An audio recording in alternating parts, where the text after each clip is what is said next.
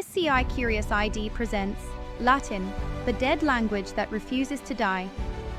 Once upon a time, Latin ruled the world, the language of Rome, empire, and scholarship. But today, you'll never hear it in conversation, never see it on a street sign. So why does a dead language still echo in hospitals, universities, and the Vatican's sacred halls? Behind every question lies discovery. I'm Saluna, and this is SciCurious, where we uncover the science shaping our world. From medicine to law to religion, Latin may be ancient, but it refuses to rest in peace. Let's uncover why the world's most dead language is still very much alive.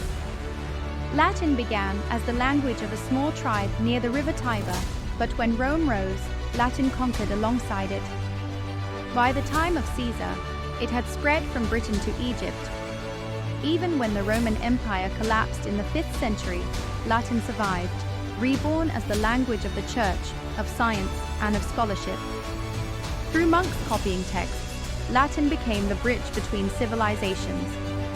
It evolved into the Romance languages we speak today: Italian, Spanish, French, Portuguese, and Romanian, all carrying Latin's DNA. But one branch never changed: ecclesiastical Latin, the formal language of the Catholic Church. So how can a dead language still be alive? Let's decode it. Latin is considered dead because it has no native speakers.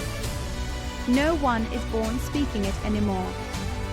But functionally, it's immortal because it lives through precision, tradition, and legacy. In the Vatican, Latin remains the official language. Papal decrees, documents, and prayers are still written in it.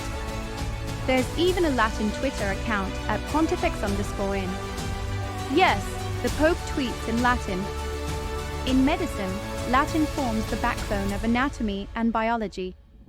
From humerus to femur, cardiac arrest to virus influenzae, doctors use Latin every day without even realizing it.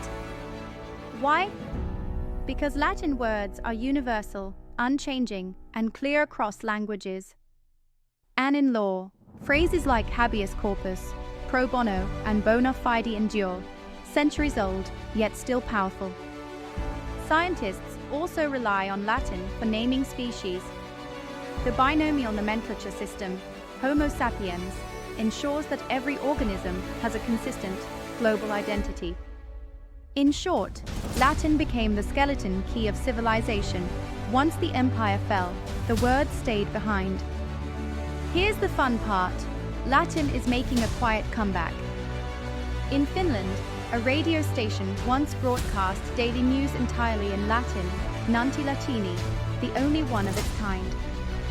In the Vatican, new words are coined every year. Computer becomes instrumentum computatorium. Internet, rite interstitiali. Even pop culture keeps it alive. The Harry Potter series borrowed dozens of Latin roots for its spells: lumos, expelliarmus, obliviate. Magic, quite literally, speaks Latin. And modern students, they are rediscovering Latin not just for tradition, but for logic. Studies show learning it improves vocabulary, reasoning, and memory across languages. It's like mental weightlifting for the mind and for meaning. Perhaps Latin never died because it never belonged to one nation. It belongs to civilization itself. It's a time capsule, preserving how humans once thought, wrote, and dreamed. Every Latin phrase carries centuries of continuity, from Roman temples to modern labs. It's a reminder that language isn't just a tool, it's our collective memory. So the next time you hear Latin in a church, a hospital, or a courtroom, remember, it's not the ghost of a dead tongue. It's the heartbeat of human knowledge, still whispering through time.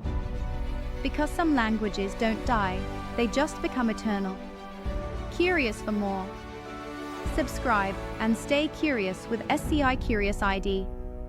There's always more to discover. I'm Selu, and this has been SciCurious. Stay curious, and I'll see you in the next wonder.